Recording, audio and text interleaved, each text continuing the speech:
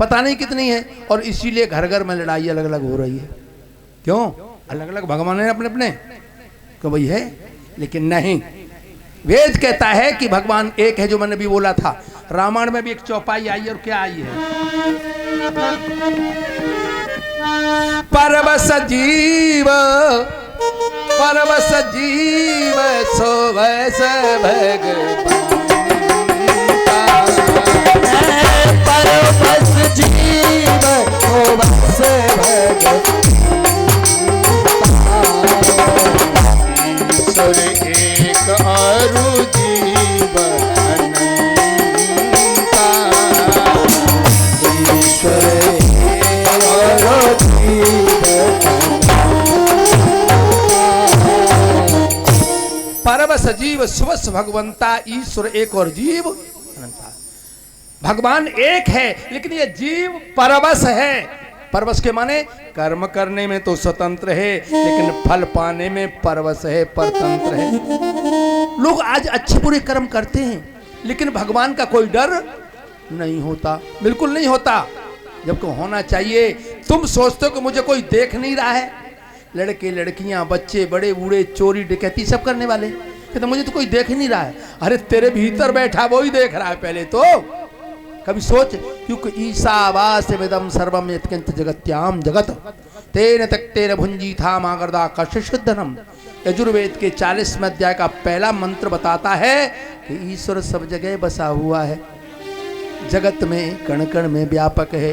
फूल में सुवास है, गन्ने में मिठास है, इमली में खटास है, मिर्च में चरपराट है, मेहंदी के पत्ते में जैसे लाल माँ छिपी हुई है, ऐसे ही परमात्मा सब जगह व्यापक है। गोविंदपुर के नए नए लड़के ये कहते होंगे ये तो पागल है कोई। क्यों? कहता भगवान सब जगह है, को तख्त का भगवान के ऊपर डाल रखा है, वो तो सब जगह है ना।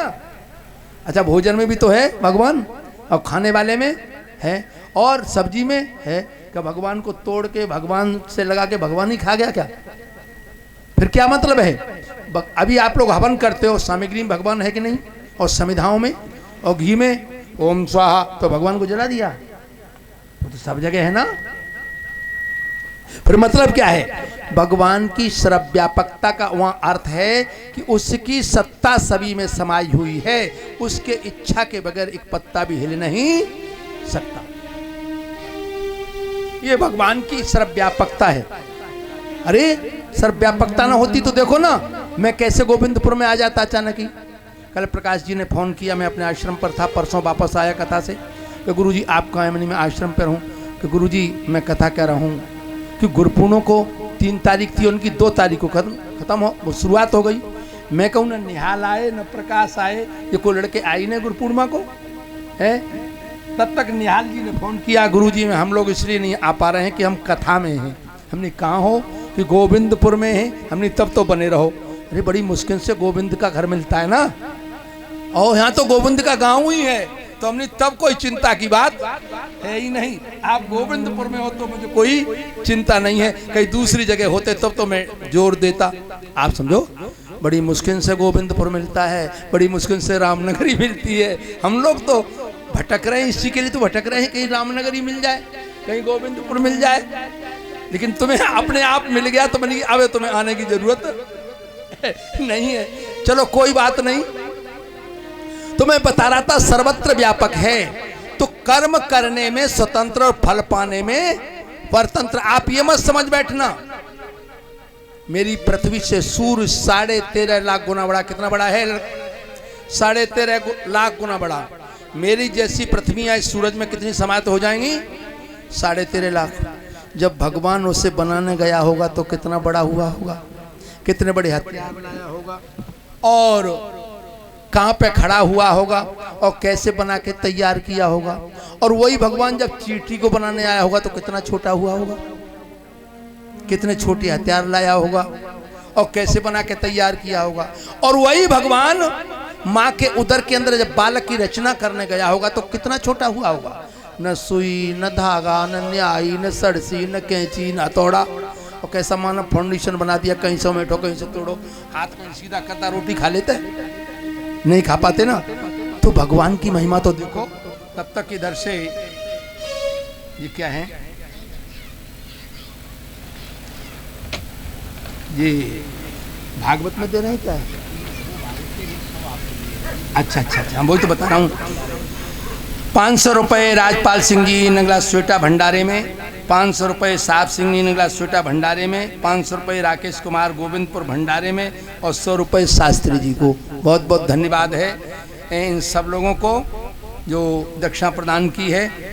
दक्षिति तद्दक्षिणा दाहिने हाथ से दी जाती है और इसलिए भी दक्षिणा दी जाती है कि जिसमें यजमान और पुरोहित दोनों दक्षता को प्राप्त हों। मन से काम करें, मन से काम हो, समझे ना। दक्षित तद दक्षिणा, जिसमें दक्षता आ जाए, जिसमें प्रखरता आ जाए, जिसमें प्रफुल्लता आ जाए, जिसमें आनंद आने लगे, इसलिए दक्षिणा का नाम है। अच्छा चलिए छोड़िए, तो मैं आपको बता रहा था कि वो सर्वत्र व्यापक, उससे कोई, तो इसलिए सर्वत्र व्यापक मान करके कभी भी हम गलत ना चलें, बस यही बात है। हम बच नहीं सकते उसकी नजर से। क्यों? जरा दो लाइनें सुनो।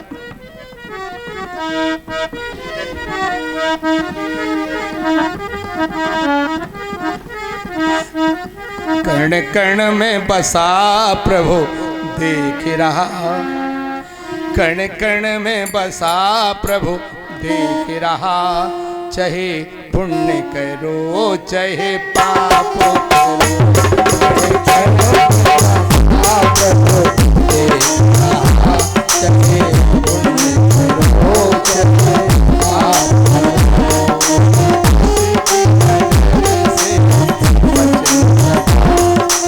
किसी की नजर से बच न सका, चाहे पुण्य करो चाहे पाप करो, उसकी नजर से बच न सका, चाहे पुण्य करो चाहे पाप करो।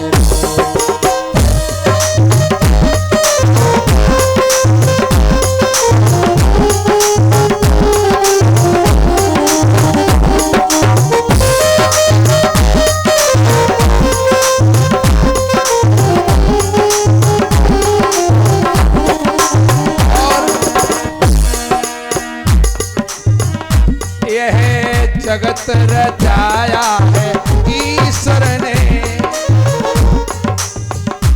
जीवों के कर्मों करने के लिए।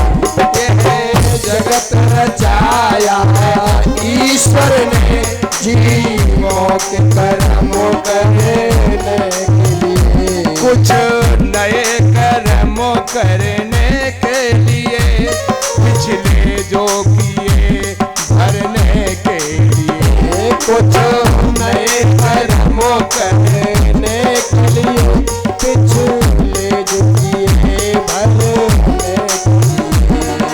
बताया यह आवागमन का चक्र चला, चाहे पुण्य करो चाहे पाप करो। आवागमन का चक्र चला, पुण्य करो चाहे पाप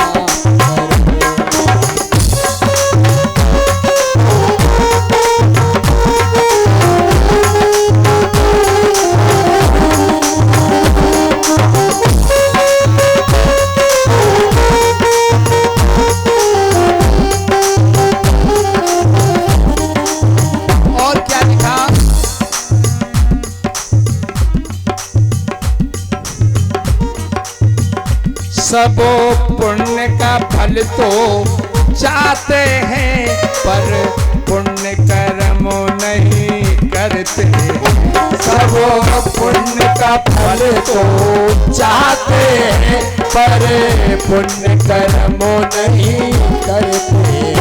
फल पाप का लोग नहीं चाहते, जिसमें दिन रात विचरते। लोग पाप का फल नहीं चाहते हैं, लेकिन करते वही है।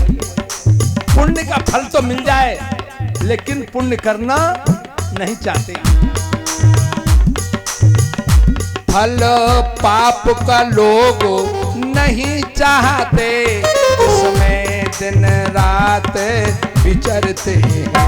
फल पाप का लोग नहीं चाहते, जिसो में दिन रात विचरते हैं। यह आवागमन का चक्र चला, चाहे पुण्य करो चाहे पाप करो। यह आवागमन का चक्र चला, चाहे पुण्य करो चाहे पाप करो।